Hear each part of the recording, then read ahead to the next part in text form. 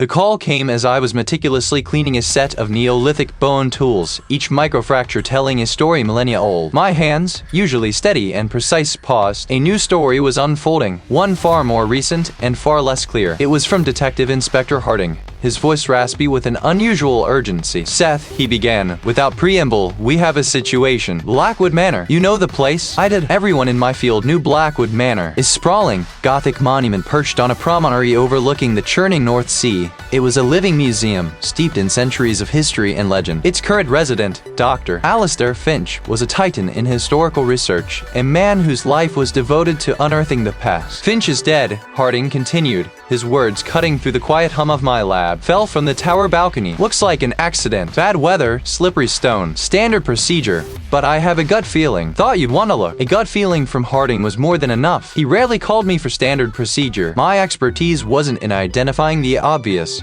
but in coaxing secrets from the silent dead, in reading the minute whispers left on bone and earth. An accidental fall, especially involving someone as careful and meticulous as Dr. Finch, struck a discordant note in my mind already. "I'm on my way," I said, already shedding my lab coat. The drive to Blackwood Manor was a journey through time itself. The narrow, winding road, hemmed in by ancient, gnarled oaks, climbed steadily, the air growing colder, heavier with the scent of brine and damper. The sky, a bruised purple, pressed down, mirroring the tension tightening in my chest. This wasn't just a routine examination. It was an invitation into a narrative that hadn't yet been fully written. When I finally reached the estate, the manor loomed, a silhouette against the stormy horizon, its gray stone walls weeping with centuries of rain. Flashing blue lights strobed against the twilight, painting the scene in stark, unsettling flashes. A handful of uniformed officers huddled near the main entrance, their faces grim beneath the brim of their caps. Harding met me at the base of the tower, a grim set to his jaw. Rain slicked his trench coat, making the fabric cling. "Thanks for coming, Seth. The estate manager is inside, doing his best to look bewildered. Poor fellow. The local constabulary are already convinced it was a tragic misstep." He gestured upwards. Finch was found directly below the main tower's observation balcony, about a 60-foot drop. I looked up, following his gaze. The balcony, a delicate stone lace against the dark sky, seemed impossibly high, impossibly exposed. A jagged crack ran across one of its ancient balustrades, suggesting a point of impact. "Any witnesses?" I asked, pulling on a fresh pair of nitrile gloves. The air was thick with the metallic tang of blood,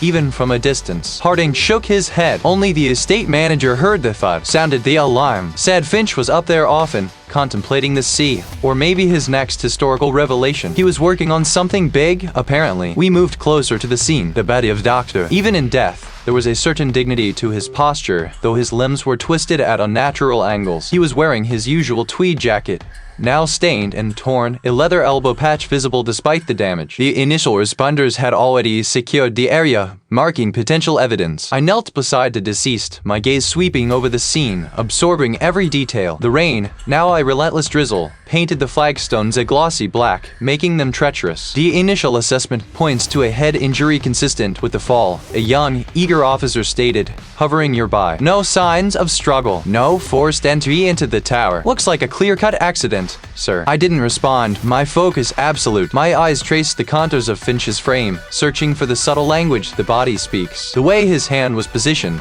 palm up, fingers curled loosely, seemed too relaxed for someone who had just plunged to his death. I carefully examined the tears in his tweed jacket. Not just blunt force trauma, but a peculiar, almost surgical rip near the left shoulder, as if something sharp and thin had snagged it before the fall. And then I saw it, tucked into the inner breast pocket. Not a historical document or a research note, but a small, slim, leather-bound journal. It felt anachronistic, out of place in such an antique setting, almost too new, too modern. With painstaking care, I extracted the journal. Inside, between two blank pages, lay a single, high-resolution printout. My breath hitched. It was a photograph, crisp and unnerving. It depicted a sleek, ultra-modern yacht at anchor storm closing in, sealed briefcases arranged neatly on its polished deck. It was a stark, jarring image against the backdrop of Blackwood Manor's ancient stone. This wasn't just a tragic fall. This was a carefully orchestrated narrative, and Dr. Finch, the celebrated historian, was merely the first chapter. The reddish grit,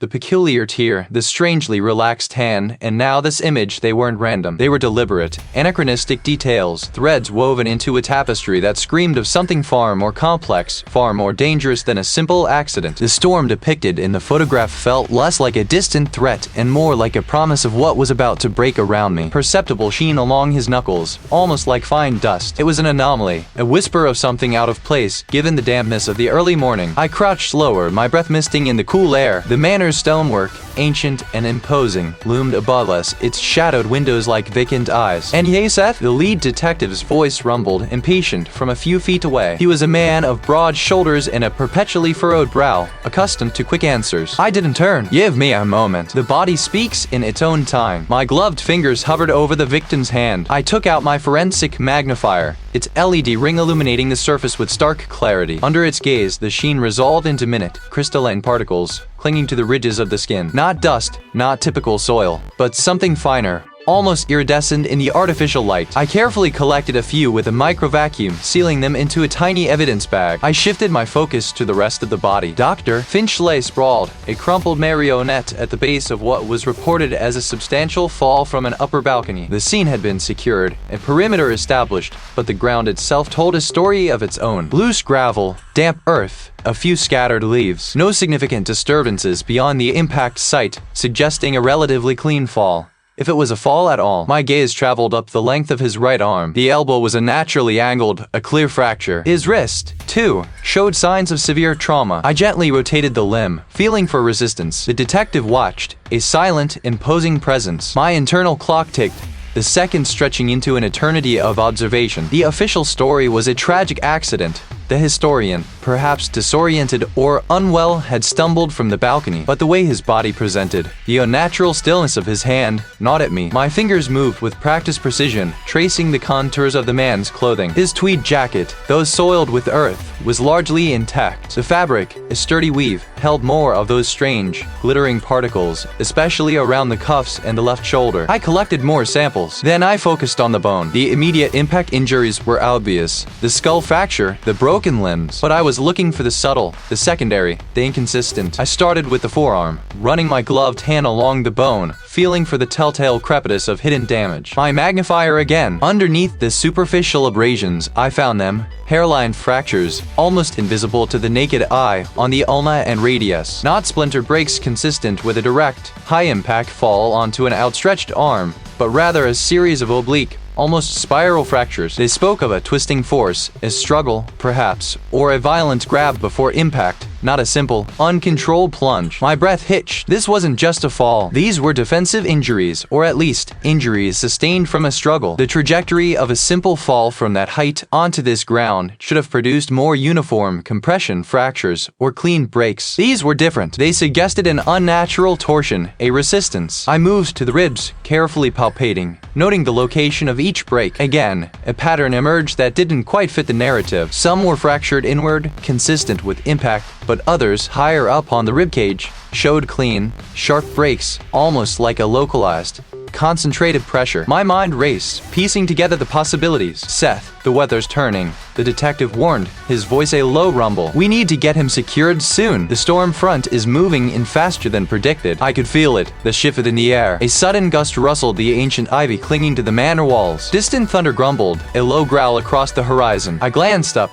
not at the sky, but toward the distant sound of waves. I knew a yacht at anchor, storm closing in. Sealed briefcases were on the authorities' radar, a potential connection to the broader investigation into illicit antiquities that Dr. Finch had been rumored to be pursuing. The urgency of the situation pressed in on me, but I refused to be hushed. My attention returned to Finch's jacket. I ran my hand over the inner lining, then checked the pockets. Nothing obvious, but on the back, just below the collar, another cluster of those glittering particles. I scraped a tiny amount into another bag. This wasn't typical soil, nor was it anything I'd expect to find at this historically preserved estate. The estate's geology was well documented, limestone, clay, a smattering of flint. It was completely alien to the immediate environment. My suspicion solidified into certainty. The microscopic bone fractures, inconsistent with a simple fall, combined with this unique, anachronistic mineral dust, painted a very different picture. Finch hadn't simply fallen. He had been attacked, struggled, and then, likely pushed. The tragic accident was a meticulously staged deception, and whatever those particles were, they were a clue, a geographical marker, pointing far beyond the manicured lawns of this ancient manor. This wasn't an accident, I stated, my voice low, definitive. I finally looked up at the detective, meeting his gaze. He was murdered. The air still crackled with the memory of the storm's approach, but my focus had narrowed to the minute. The mineral dust, collected from the victim's clothing and the strange indentation near the manor's edge, sat under the electron microscope in the provisional analytical facility I'd set up in the estate's old carriage house. Its cobbled floor and high, arched windows felt a world away from the intricate machinery now humming within. I adjusted the focus, the grains resolving into crystalline structures unlike anything common to this region. My fingers flew across the keyboard, cross-referencing spectral data against geological databases. The initial results were intriguing, then alarming. It was a rare form of Citabo, specifically and usually pure variant typically found in only a handful of remote geologically active regions. One location, in particular, stood out, a historically significant, yet largely unexplored, stretch of coastline about 200 miles north, known for its ancient burial mounds and a local legend of a lost settlement. Dr. Finch had, years ago, published an obscure paper theorizing about a pre-Roman coastal culture in that exact area, a theory largely dismissed by the academic community due to lack of hard evidence. But then I remembered a passing comment from a colleague about Finch's recent, almost paranoid, secrecy regarding a breakthrough that would rewrite history. I dug deeper into Finch's encrypted digital files, a task that required more persistence than finesse, until I unearthed a series of schematics and aerial photographs. They depicted a nascent excavation site, crudely camouflaged, precisely where the rare cinnabar was known to occur. An unsanctioned dig, undoubtedly Finch's. This wasn't just about a fall anymore. This was about a secret so profound it had to be buried, literally. The dust wasn't an accident. It was a fingerprint, pointing directly to Finch's hidden obsession. My gut tightened. Finch hadn't just died. He'd been silenced. I packed my minimal gear, the familiar weight of my forensic kit a comfort against the growing unease. The journey north was a brutal one, a relentless assault of narrow, winding roads carved into the ancient cliffs. The landscape grew wilder, the sea a constant, churning presence to my right. The further I drove, the more isolated I felt, the manor and its secrets receding into the rearview mirror, replaced by an oppressive sense of wilderness. This was the kind of place where history didn't just sleep. It lay coiled, waiting. The coordinates led me down a barely visible track, overgrown with gorse and sea thistle, until it ended abruptly at a makeshift clearing. The air here was thick with salt and the metallic tang of damp earth. Ahead, partially concealed beneath a camouflaged tarp stretched over a rough wooden frame, was the dig site. It was small, no more than 20 feet across, but the earth had been meticulously, almost surgically, removed. Shovels, pickaxes, and tarpaulins lay strewn about, as if work had stopped abruptly, not finished. A sense of frantic abandonment hung over the place. My eyes scanned the perimeter. No one. Then, a flicker of movement in the shadow of a decaying, salt-blasted lean-to hunched and wary, slowly emerged. It was a young woman, her face smudged with dirt, eyes wide and bloodshot. Finch's estranged research assistant, I presumed. Her clothes were rumpled, her hair a tangled mess, and she clutched a worn rucksack to her chest like a shield. She looked like she hadn't slept in days. Yourji kept glancing over her shoulder toward the endless expanse of the sea. Yes, I need to ask you some questions about Doctor. I kept my voice low, non-threatening, but firm. Her eyes darted around, betraying a deep-seated fear. I don't know anything, she stammered, her gaze fixed on something beyond me. The cinnabar dust. It's here, isn't it? On Finch's clothes, in the dirt around where he fell. It matches this site. He was here recently, and so were you. I gestured to the scattered tools. What was he looking for? Out here. She flinched at the mention of the dust, her grip on the rucksack tightening until her knuckles were white. He was obsessed. Said he was close. Closer than anyone. Her voice wavered. A lost artifact. Not just any artifact. Something that would change everything. He called it the keystone. The keystone? I pressed, stepping a little closer, careful not to crowd her. What kind of artifact? She shook her head, a tremor running through her. He wouldn't say. Not to me. He got so secretive. Started meeting people. Not academics. Dangerous people. She hesitated, her eyes flickering to a distant point on the horizon where the sea met the bruised sky. They came in, sometimes, always late. Finch would meet them down by the old fishing dock, not far from here. Hushed voices. I heard fragments, sometimes, talk of securing the asset and the transfer. She swallowed hard, her gaze still fixed on the horizon, as if expecting to see them emerge from the churning waves. I once saw a gnome, just a glimpse. It mentioned it was something far bigger, and now he was dead. Did he ever mention where this keystone might be, or what it looked like? I asked, pushing past the image of the yet, focusing on the immediate that he thought it was hidden here, somewhere in these ancient grounds. He believed it was the key to unlocking something else. A legacy, he called it. He was convinced it wasn't just about history, but about power. Finch's tragic fall was no accident. He had stumbled upon something monumental, something these enigmatic figures were willing to kill for. And now, by following the trail of dust, I was stumbling into it too. The salty air, once a refreshing balm, now felt heavy, pressing down on me with the weight of Finch's final moments. His tragic fall was a lie. A carefully constructed narrative designed to obscure a deeper, more dangerous truth. The trail of dust I'd followed led to this remote estate, and I knew, with a certainty that chilled me to the bone, that I was now an unwitting participant in a game far older and deadlier than I could have imagined. My first priority was the rumored dig site. The estate grounds stretched for acres, a patchwork of overgrown gardens, ancient stone walls, and dense thickets. I navigated a winding, unpaved track, the rental car's suspension groaning until the foliage thinned, revealing a clearing nestled against a low bluff. This was it. The site itself was an archaeological travesty. The earth was a mix of dark, loamy soil and lighter, sandy loam, indicating recent disturbance. I crouched, running my gloved fingers over the freshly turned soil near one of the deeper pits. The scent of damp earth mingled with something metallic, faint but distinct, the lingering ghost of a shovel blade. There were no official markers, no protective tarpaulins, no signs of professional care, just raw earth, scattered debris,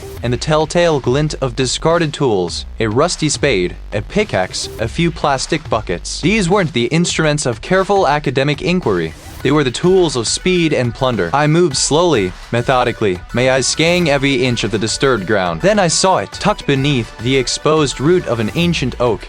Half buried in a pile of dislodged pebbles was a shard of pottery. It was small, no larger than my thumb, but its significance hit me like a physical blow. My mind immediately cataloged its characteristics, the specific firing temperature, the quality of the glaze, the artistic style. It didn't belong, not here, not to this region's known historical periods. The patterns, the pigment, the very composition of the clay, it screamed of a different origin, an entirely separate epoch, perhaps even a different continent. It was anachronistic, impossible, and utterly damning. This wasn't local history.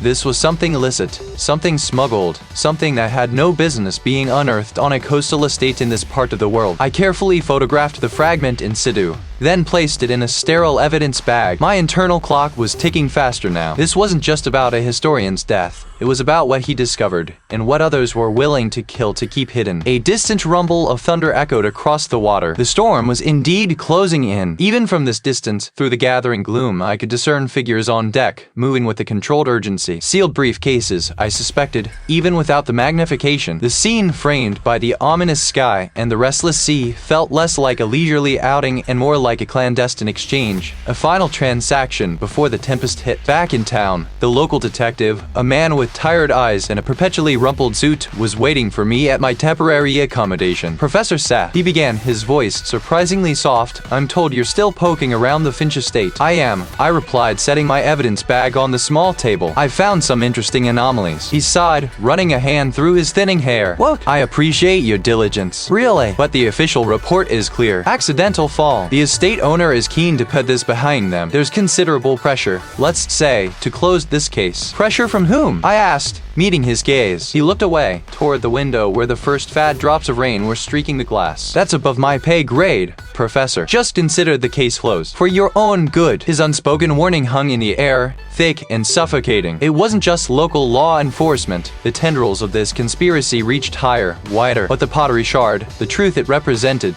burned in my mind. I couldn't walk away. Later that evening, after a sparse dinner, I drove to my temporary forensic lab, a small, rented space in a quiet industrial park, away from prying eyes. The exterior seemed undisturbed, but as I had unlocked the door, a faint click echoed louder than it shut out. My senses sharpened. The air inside was still, but there was a subtle scent I couldn't immediately place, something metallic, almost ozone-like, but fleeting. I moved through the lab slowly, my hand hovering over the small utility knife in my pocket. Nothing appeared out of place. My microscopes were where I'd left them, The analytical equipment powered down, the samples neatly stored. No drawers were open, no papers scattered. Yet a faint scuff mark on the polished concrete floor, too fresh to be old, led from the back entrance to my workstation, and the lock on the secure cabinet, where I kept sensitive case files, was ever so slightly misaligned, barely perceptible, but enough for my trained eye. They hadn't taken anything. They hadn't vandalized. They had simply been here. A message. They knew I was here. They knew what I was doing, and they wanted me to stop. The break-in wasn't about theft. It was about intimidation. The storm outside raged now, mirroring the tempest brewing within me. The game had just escalated. I drove to my yacht at anchor, storm closing in, sealed briefcases. The wind,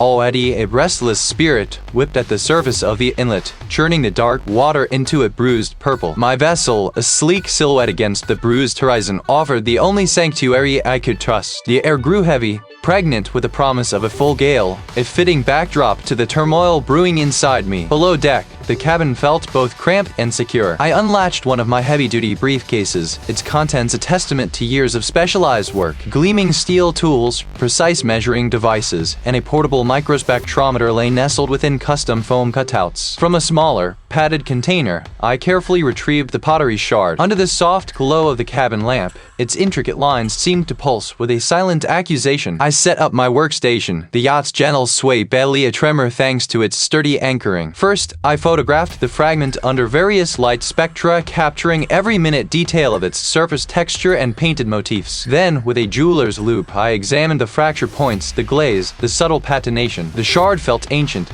the weight of centuries in its gritty texture. But something about it gnawed at me. The precision of the break, too clean, too deliberate for accidental damage in the field. I moved to the microspectrometer, a device designed to analyze elemental composition without damaging the sample. I focused its beam on the areas of pigment, then the clay body itself. The results flickered across the screen, a complex dance of peaks and valleys. I cross-referenced the data with known profiles of early Aegean ceramics, the civilization Finch had been so deeply engrossed in. My brow furrowed. The primary elements were correct, consistent with the region and period, but there were anomalies. Trace elements, minute concentrations of certain isotopes that simply didn't belong. They were markers of a modern industrial process, not ancient earth and fire. My breath hitched. I ran the analysis again, then a third time, focusing on different sections of the shard. Each scan returned the same damning evidence. The pigment, while expertly crafted to mimic ancient hues, contained microscopic particles of synthetic binders. The clay body itself,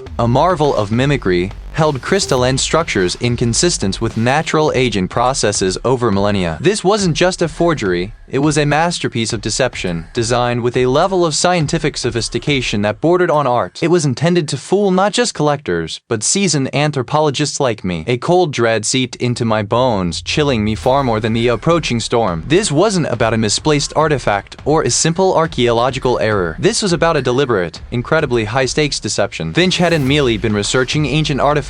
He had stumbled onto or was actively investigating a highly organized, deeply funded forgery ring. The implications were staggering. If this piece, so expertly crafted, could fool experts, how many other priceless artifacts adorning museum shelves or private collections were equally fraudulent? The storm outside intensified, the yacht groaning against its moorings as the first heavy gusts slammed into its hull. Rain lashed against the portholes, blurring the already dim view. My understanding of Finch's death shifted violently. He hadn't been a victim of a tragic accident while pursuing academic glory. He had been eliminated, silenced because he was close to exposing something monumental. The tendrils of this conspiracy, I realized, stretched far beyond the estate, far beyond local law enforcement. It was a global network, dealing in deception on an unimaginable scale. I packed my equipment with renewed urgency. The estate, despite its recent horror, was the only place I could continue my investigation. Finch had been a meticulous man, a historian who understood the value of hidden truths. He wouldn't have just known about the forgeries, he would have documented them. My gaze fell on the sealed briefcases, their contents now holding even greater significance. My own research, my own equipment would be crucial. The drive back to the estate was a battle against the elements. Rain harrowed the windshield, and lightning briefly illuminated the gnarled trees, turning them into skeletal specters. Each turn felt like a gamble, each gust of wind a personal affront. My focus, however, remained fixed on Finch's study. I slipped back into the main house, the storm's fury muffling any sounds I might make. The old structure creaked and groaned around me, a symphony of ancient wood and settling stone. Finch's study, however, remained unnervingly silent, save for the rhythmic drumming of rain against the leaded windows. I remembered Finch's habit of annotating specific passages, his particular fondness for a dense, leather-bound volume on obscure Phoenician trade routes. I pulled it from the shelf, examining its weight, its binding. Not there, but as I replaced it, my fingers brushed against a barely perceptible seam in the wood paneling behind where the book had sat. I pressed gently. A soft click echoed in the quiet room, almost imperceptible over the storm. My pulse quickened. Inside,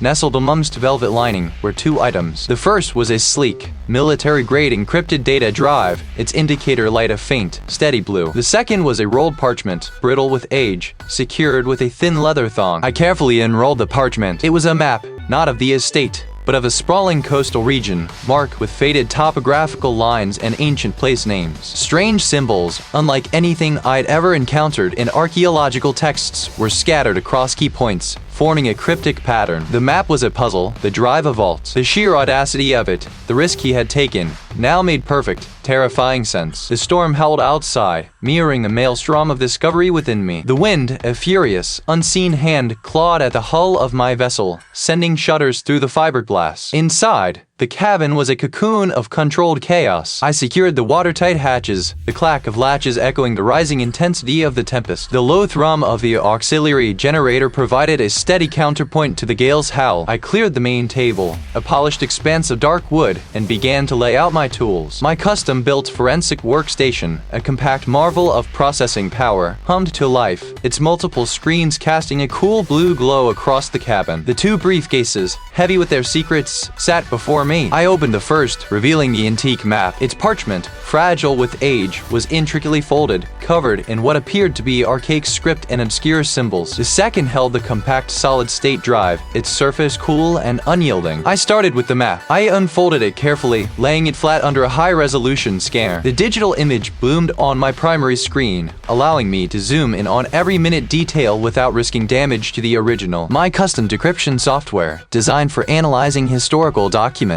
began its work, cross-referencing glyphs and script against a vast database of forgotten languages and ciphers. The initial pass was slow, the software struggling with the sheer antiquity of the code. I watched the progress bar crawl, the rhythmic creak of the yacht against the waves a constant reminder of my isolation. I focused on a cluster of symbols near what looked like a stylized representation of a coastal region. They weren't purely linguistic, some were geometric, others seemed almost astronomical. I manually adjusted the parameters, instructing the software to look for patterns within patterns, an anachronistic overlay that I'd learned to recognize in the most sophisticated historical deceptions. Hours blurred. The storm outside reached a crescendo, the yacht pitching and rolling more violently. A few times, a particularly strong wave slammed into the hull, making the entire structure groan. I gripped the edge of the table, my focus unbroken. Then, a breakthrough. A sequence of symbols, once seemingly random, coalesced into a recognizable pattern. They pointed not to a single location, but to a network of them, obscure historical estates, forgotten archaeological digs, and even a few private islands registered to shell corporations. Each coordinate was accompanied by a single, cryptic word or phrase. The Gilded Cage, Whispers of Stone, The Serpent's Eye. These weren't just places, they felt like titles, names for clandestine operations. My gut tightened. This was far more extensive than I had initially conceived. The map had provided a crucial key. I turned my attention to the encrypted files on the solid-state drive, my fingers flying across the keyboard. The initial encryption was formidable, a multi-layered barrier designed to thwart all but the most dedicated and specialized attacks. But the map's decryption had provided a critical piece of the puzzle, a sequence of historical dates and place names that, when arranged correctly, formed a passphrase. I entered the sequence, my breath held. The system word, processing. A green light flashed, and a cascade of folders and documents appeared on my screen. The sheer volume was staggering. I navigated through them, my eyes scanning for keywords, for any thread that could unravel this knot. The legacy. The phrase appeared repeatedly, woven into the titles of documents, scattered throughout encrypted correspondences. It wasn't just about artifacts, I realized. but about information. The files detailed meticulous efforts to acquire, control, and, in some cases, suppress historical records. There were blueprints for elaborate underground storage facilities, transaction logs detailing astronomical sums exchanged for unique acquisitions, and detailed genealogies tracing specific bloodlines through centuries. Their communications spoke of safeguarding the true narrative, of preserving the unblemished truth for the chosen few. They weren't merely collecting artifacts. They were curating history itself, manipulating narratives to fit their own agenda. The files contain evidence of strategic disinformation campaigns, the subtle alteration of academic texts, and the systematic acquisition of genuine artifacts to be hidden away, replaced by sophisticated forgeries in public view. One document, a manifesto of sorts, articulated their philosophy: history is not discovered, it is forged. The weak believe what they are told. The wise control what is told. My jaw clenched. This wasn't simple forgery or illicit trade. This was an ideological war, a systematic subversion of historical truth. They sought to control not just priceless, genuine artifacts, but the very context in which they were understood, the stories they told. The storm outside raged, a furious symphony of wind and water, but the true tempest was building within me. It extended beyond the mere monetary value of ancient relics. It reached into the very fabric of collective memory. The historian's death, once a tragic fall, now screamed of a deliberate silencing, a desperate attempt to protect a secret that threatened to expose their carefully constructed edifice of lies. I had found the heart of their operation, and now I understood the true depth of the danger I was in. Inside the cabin, the tempest's roar was muffled but omnipresent, a constant reminder of the chaos beyond the reinforced glass. I sat hunched over the main table, the contents of the sealed briefcases spread before me. Under the focus beam of my LED lamp, the magnified images of the anachronistic details from the estate glowed with an unsettling clarity. My fingers traced the outline of the microscopic mineral particles I'd painstakingly collected from the victim's clothing and the stone facade where he'd fallen. It wasn't just unique, it was specific. A crystalline structure, a trace element signature that whispered of a particular geological vein, one I vaguely remembered from an obscure academic paper Dr. Finch had once referenced. My gaze flickered to the satellite phone, its green power light a beacon in the dim cabin. Finch's death wasn't an accident. The evidence, subtle as it was, screamed of design. The irregular fracture patterns on the bones, the minute abrasions that didn't quite align with a simple fall, and now, this mineral dust. It was all a meticulously crafted narrative of foul play. I had to know more about Finch's work, his connections, his enemies. And there was only one person who might bridge the gap between Finch's public persona and the whispers of a darker history, his former mentor, a retired curator known for his encyclopedic knowledge and guarded nature. With a decisive breath, I picked up the phone. The signal struggled through the atmospheric interference, but after several attempts, I heard the faint click of a connection. The retired curator's voice, raspy with age and surprise, answered. I kept my tone measured, professional, yet imbued with an urgency that cut through the pleasantries. I mentioned Dr. Finch, the circumstances of his demise, and the unusual findings I'd uncovered. He was hesitant to worry, but the mention of Finch, his student, seemed to stir something. I suggested a meeting, emphasizing the sensitive nature of the information. He eventually conceded, naming a discreet, out-of-the-way academic study in an old university building on the mainland, far from the storm-lashed coast. Tomorrow morning, he'd said,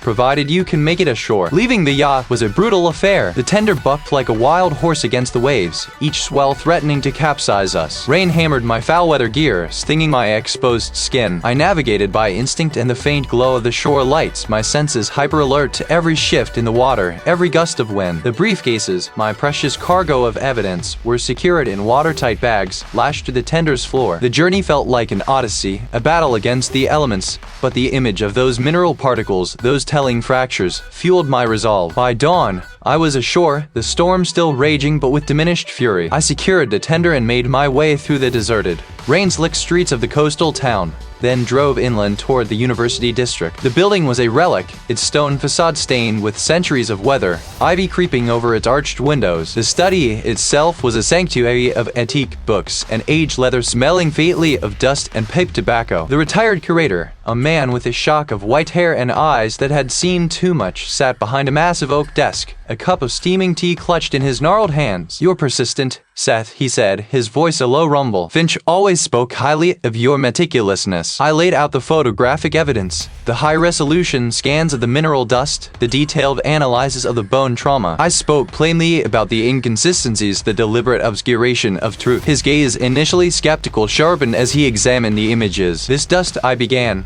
pointing to a magnified crystalline structure. "It's a precise match for a geological deposit associated with the Blackwood estate. You know the place, I believe." Finch was researching its historical significance. The curator flinched, a subtle tightening around his mouth. He leaned back, his chair groaning softly. "Blackwood," he murmured, almost to himself. Yes, Finch was obsessed with it. He believed it held secrets, connections to something ancient, something deliberately suppressed. He paused, his eyes searching mine. "You're talking about the Keepers, aren't you?" The name hung in the air, heavy yet ominous. He nodded slowly. "A society, ancient and powerful. They believe certain truths are too dangerous for public consumption, that some legacies must remain buried." His voice dropped further. "They have a particular interest in artifacts tied to the Blackwood lineage and the estate itself. It's more than just a historical site. It's a vault." My mind raced, connecting the dots. Finch's research, the anachronistic details, the mineral dust, and now, this secret society. "Are you saying Finch was killed because of what he knew about the Keepers and the Blackwood estate?" The curator looked away, staring out at the rain-streaked window. "Finch was getting too close. He spoke of unearthing a forgotten legacy that could destabilize everything. He was a man of truth, Seth. And truth, to the Keepers, is a weapon they prefer to wield,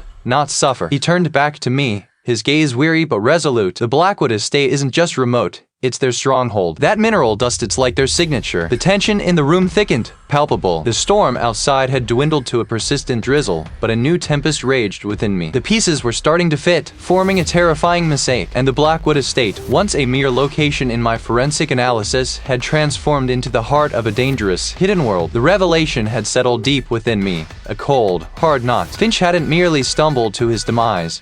He'd been silenced, his research a dangerous whisper in the wrong ears. My determination solidified, sharp and unyielding. There was only one way forward, deeper into the heart of it. I made my approach under the shroud of a bruised, churning sky. The vessel, sleek and dark, cut through the choppy water with an almost predatory grace, carrying me closer to the industrialist's private island estate. Rain began to lash against the hull as the distant landmass, a jagged silhouette against the bruised horizon, grew larger. I studied the estate through a pair of high-powered binoculars, mapping its visible security grid. Cameras sweeping, motion sensors dotting the perimeter. The storm was my ally, its rising howl masking the sound of my small, inflatable craft as I slipped away from the yacht, pulling myself towards a secluded cove I'd marked on my topographic map. The shoreline was a tangle of ancient, salt-gnarled cypress trees, their roots snaking across slick rocks. The estate wall, a formidable barrier of cut stone, presented its challenge. An old service tunnel, long disused and overgrown with ivy, offered a chance. I worked quickly,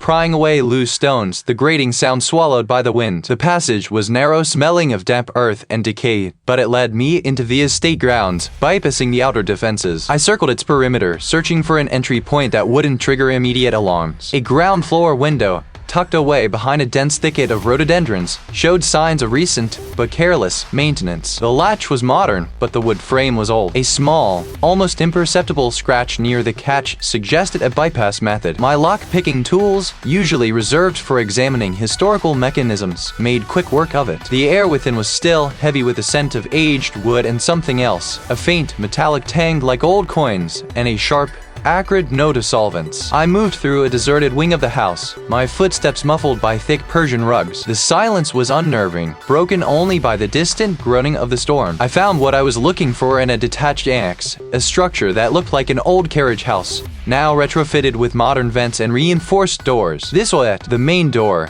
thick steel disguised as antique oak, required more finesse. I bypassed its electronic lock, a complex series of tumblers and pressure plates, by observing the subtle hums and faint indicator lights that the system emitted. My fingers danced across the panel, reading the minute variations in current until a soft click resonated through the quiet space. Inside, the annex was a revelation. Not a carriage house at all, but a state-of-the-art forgery workshop. Fluorescent lights cast a harsh glow over workbenches laden with specialized tools, micro-etching pens, fine-tipped chisels, high magnification microscopes. There were vats of chemicals designed to accelerate patination, tubs of finely ground pigments, and an array of raw materials, blocks of limestone, slabs of unworked bronze, sheets of papyrus. Half-finished pieces lay scattered about. A clay tablet inscribed with cuneiform, its edges still too sharp. A small bronze figurine, its surface artificially aged to mimic millennia of oxidation. Fragments of what looked like a Roman mosaic, the tesserae too perfectly cut, the mortar too fresh. This wasn't merely a hobbyist space, it was an industrial-scale operation dedicated to creating convincing replicas of antiquity. The industrialist wasn't just collecting, he was creating. My eyes scanned the room, absorbing every detail. A section of the far wall behind a stack of carefully organized tool chests seemed slightly off. The plaster was too new, the paint a shade lighter. My forensic eye picked up on the faint, almost invisible seam. I ran my hand along it, feeling a subtle give, a pressure point hidden behind a loose, decorative wall hanging. I pressed it, and with a low, mechanical hiss, a section of the wall slid inward, revealing a dimly lit passage. The passage led to an underground vault, climate-controlled and secured behind a massive steel door. This door, unlike the others, was purely mechanical, a thick wheel with intricate gears. It spoke of absolute security, designed to protect something truly invaluable. I worked the mechanism, the heavy clunk of tumblers echoing in the confined space, until the door swung open with a deep groan. The sight that greeted me stole my breath. This wasn't a workshop, it was a treasure trove. Displayed in illuminated, museum-quality cases were genuine, priceless artifacts. A gilded Egyptian funerary mask, its eyes gazing into eternity, undeniably ancient. A Bronze-Age dagger, its hilt intricately carved, the blade bearing the unmistakable corrosion of centuries. Fragments of a Sumerian cylinder seal, their carvings sharp and profound. A collection of Roman coins, their mint marks clear and distinct. These weren't fakes, they were authentic, clearly looted from legitimate archaeological sites. Their provenance erased, their history stolen. The sheer volume, the undeniable authenticity, conferred the scale of the operation. This wasn't just about money, it was about controlling history, about hoarding the past. It was too subtle for an alarm, but it was a change in the ambient electrical signature of the vault, a warning. Then, a single sharp clack from the entrance to the passage. A silent alarm had been triggered, or perhaps a pressure plate. I had been detected. Adrenaline surged through me. I grabbed my camera, snapping quick, frantic photos of the vault's contents.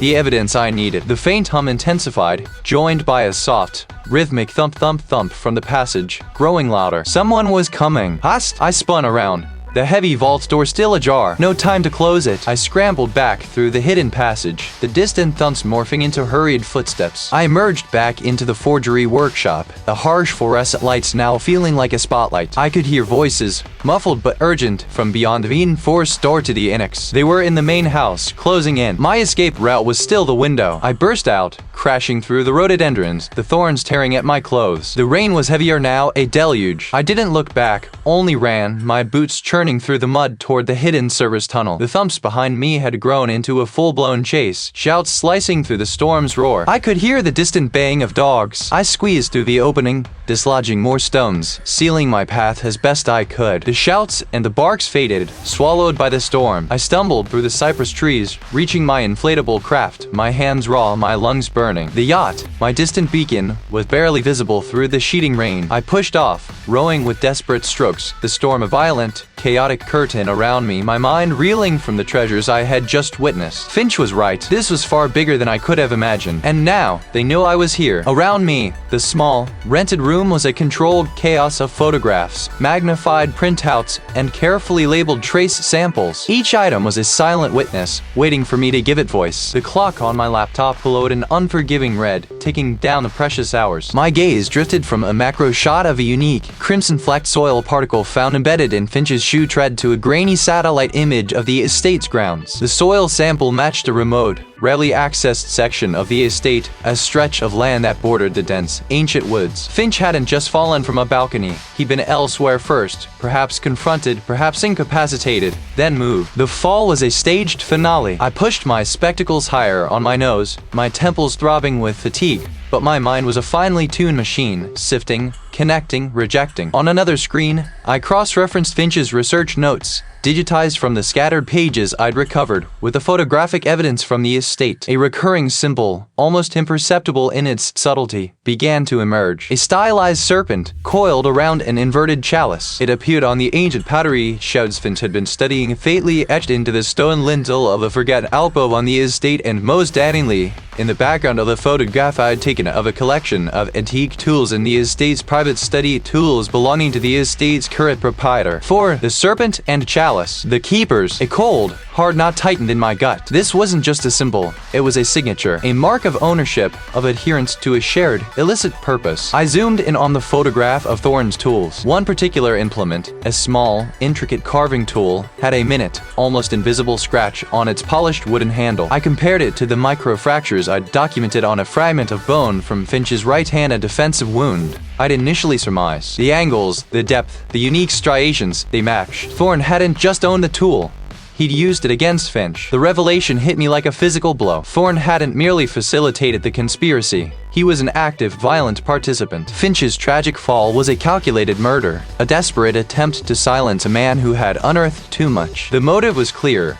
Finch's research threatened to expose the keepers and their clandestine trade in ancient artifacts, a trade deeply rooted in the estate's very foundations. I leaned back, running a hand over my stubbled jaw. The evidence was irrefutable, but presenting it to a potentially compromised police force felt like walking into a trap. I needed leverage, something undeniable that couldn't be buried or dismissed. My phone buzzed, startling me. An anonymous text message, a string of coordinates, and a single, cryptic phrase. Midnight Tide. Last chance. I immediately cross-referenced the coordinates. They pointed to a secluded cove, far down the coast from Blackwood Estate, a place known for its deep waters and private moorings. This was not just a meeting, but an exodus. The keepers were making their move, likely fleeing with their illicit gains, their secrets tucked away in those briefcases. The storm wasn't just a meteorological event. It was a cover, a natural curtain to obscure their escape. This wasn't a time to meticulously prepare a report for official channels that might be tainted. This was a time for direct action. The weight of the decision pressed down on me, heavy and unforgiving. My life, I knew, was gravely at risk. Confronting them directly, disrupting their escape, would place me squarely in the path of desperate individuals. But Finch's memory, the truth he died trying to reveal, demanded it. I couldn't let them vanish into the tempest, their crimes unpunished, their legacy of plunder preserved. I began to gather my most critical evidence, the magnified photographs, the detailed diagrams of the bone fractures, the analysis of the unique soil and pollen samples, a printout of the keeper's symbol found on Thorne's property, and, most importantly, the recording of Finch's final, garbled message, now undeniably contextualized by the evidence I'd uncovered. Each item went into a waterproof pouch, then into my satchel. The wind outside began to howl, a mournful prelude to the approaching storm. Rain lashed against the window panes. I pulled on my jacket, the worn fabric a meager shield against the elements and the danger that awaited me. My heart was a steady drum against my ribs. Not with fear, but with a grim resolve. I had built the case to the right people, or directly into the teeth of the conspiracy, whatever the cost. And my last, desperate hope, my mind, usually a fortress of logic, reeled from the implications of the map. The coordinates weren't just a location, they were an exit strategy. A rendezvous. It was a deadline. A transaction. The culmination of everything the historian had stumbled upon. Everything the keepers sought to protect. The storm that had been brewing offshore for days was now a tangible threat, mirroring the tempest in my gut. Thorne, the estate owner, wasn't just moving artifacts. He was fleeing. Or, more accurately, he was completing his final, most lucrative deal before the weather, or my investigation, closed in. Official channels would take too long, giving him the window he needed. This was my confrontation to orchestrate, my evidence to lay bare. I snatched my forensic kit, the familiar weight a small comfort against the knot of anxiety tightening in my chest. My car, a dark silhouette against the deepening twilight, ate up the miles back to the estate. The mansion, usually a beacon of historic grandeur, now loomed like a predator, its windows dark eyes watching my approach. Thorne would be there, preparing, perhaps already on his way to the cove. I bypassed the main entrance, pulling around to a less conspicuous service gate I'd noted during my initial survey. The security officer, a burly man with a perpetually bored expression, was surprisingly absent from his post. Thorne was still here, pushing through a side door I'd found unlocked earlier. I stepped into the hushed interior. The air was thick with the scent of old wood and the faint,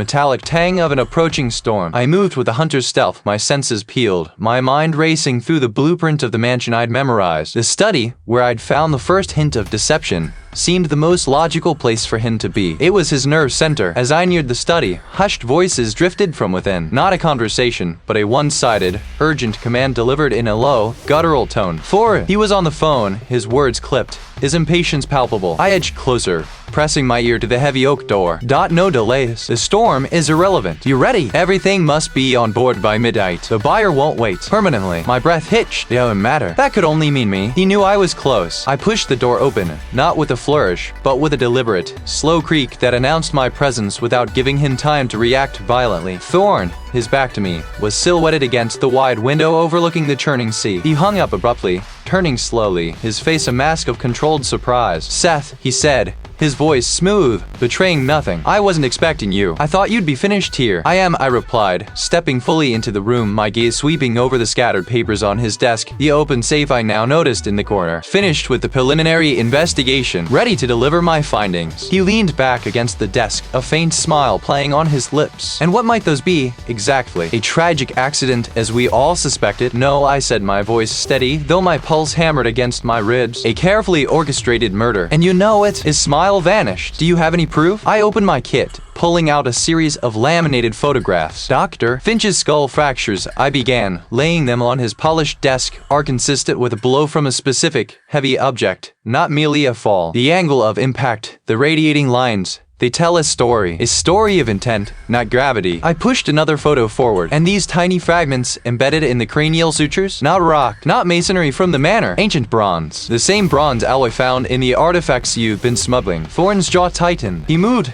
not towards me, towards a heavy, ornate letter opener on his desk, his hand hovering over it. "Coincidence?" He scoffed, his eyes darted to the fragments. "No coincidence," I countered, my voice gaining strength. "Just as the soil found clinging to his shoes wasn't from the manor grounds, from the secluded cove marked on this map." I pulled out the tattered map fragment I'd found hidden in the historian's private papers, placing it beside the photos. The coordinates match precisely. "And this, Thorn," I tapped the corner of the map, "this image. Your final transaction." His face contorted, the smooth facade cracking. "You know nothing," he snarled, snatching the letter opener. It was a heavy, sharpened piece of obsidian, glinting wickedly in the dim light. "I know enough," I said, backing away slowly, my eyes fixed on the obsidian. "I know Dr. Finch discovered your illicit trade. He found evidence that the keepers weren't just preserving history, but profiting from its destruction. He was going to expose you, so you lured him to that precipice, struck him, and pushed him, staging it as an accident. The ancient fragment was just a careless, anachronistic detail you missed." Thorn lunged, a guttural roar tearing from his throat. The obsidian blade flashed, aimed not at my chest, but at my face. I ducked, the cold air of its passage grazing my cheek. He was fast, desperate. I scrambled back, overturning a small side table, sending a ceramic vase crashing to the floor. My expertise was in the silent language of the dead, in the meticulous reconstruction of events. But I understood human nature, the desperate choices made under pressure. I knew this house. I knew its secrets, its hidden passages, its weaknesses. And I knew Thorn, a man whose carefully constructed world was crumbling around him. He swung again, forcing me back, away from the door. I feigned a stumble, drawing him closer,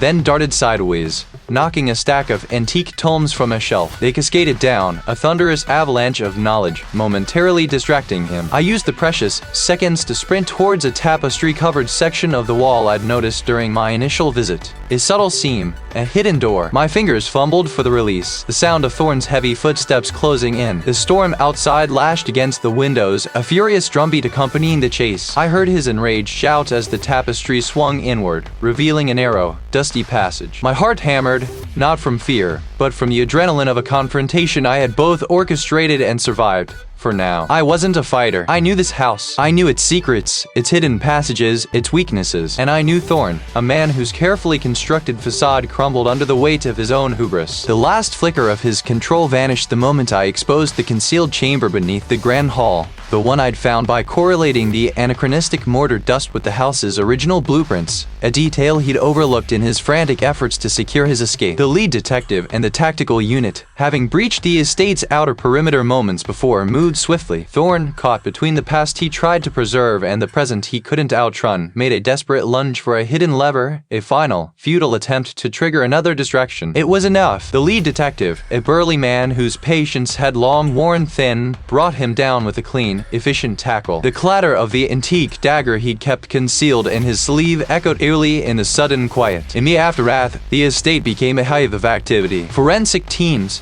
the true unsung heroes, swarmed the property, their floodlights cutting through the pre-dawn gloom. Every hidden compartment, every false wall, every meticulously catalogued relic Thorn had hoarded was meticulously documented and secured. The sheer scale of the operation was staggering. Artifacts, some dating back millennia, others from more recent, yet equally illicit, periods, filled crate after crate. My initial findings, the minute traces of anachronistic materials, had been the thread that unraveled a vast, intricate tapestry of deceit. The most critical discovery, however, came hours later. Based on intelligence gleaned from Thorn's encrypted communications, a search warrant was executed on a private vessel. I watched from the dock as the operation unfolded, the air thick with the scent of salt and impending rain. Those briefcases, I later learned, contained not only the final payment details for a massive upcoming transaction, but also the complete roster of the keepers. Names, dates, locations, a meticulously maintained ledger of a clandestine society that had manipulated history and plundered heritage for centuries. The public exposure of the keepers sent shockwaves across academic institutions and international cultural agencies. News reports splashed their names across every screen, revealing their dark legacy,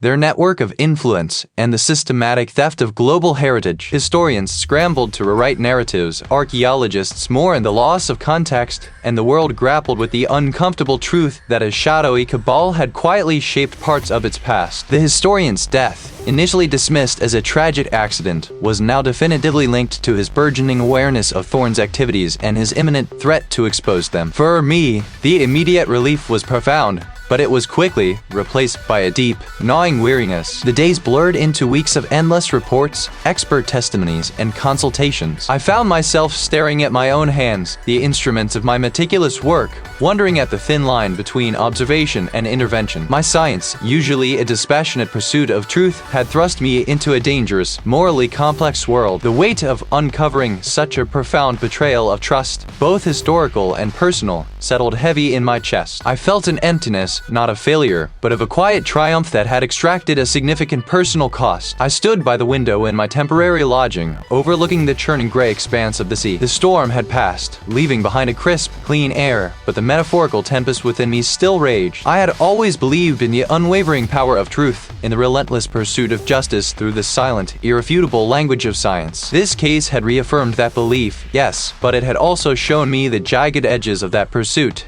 the personal sacrifices it demanded. The phone buzzed. It was the lead detective calling to update me on the ongoing arrests. He mentioned a new task force being formed, an international effort to track down the remaining keepers and recover more stolen artifacts. He spoke of my unique insight, my ability to see the patterns others missed, the stories embedded in dust and bone. He wasn't offering a promotion, not exactly, but an invitation, an opportunity to apply my forensic skills in a different capacity. One that moved beyond the quiet solitude of the lab and into the turbulent currents of active investigation. I looked down at my hands again, no longer just seeing tools for reconstruction, but instruments capable of dismantling entire empires of deceit. The idea was daunting, a significant departure from the academic path I had always envisioned, but the thought of retreating, of returning to a world where such injustices might continue unchecked, felt almost impossible now. The pursuit of truth, it seemed, was not always confined to the past. Sometimes it demanded a confrontation with the present, a readiness to step into a new, more dangerous role. The sea outside, calm now but still vast and unpredictable, mirrored the unknown territory I was considering. I took a deep breath,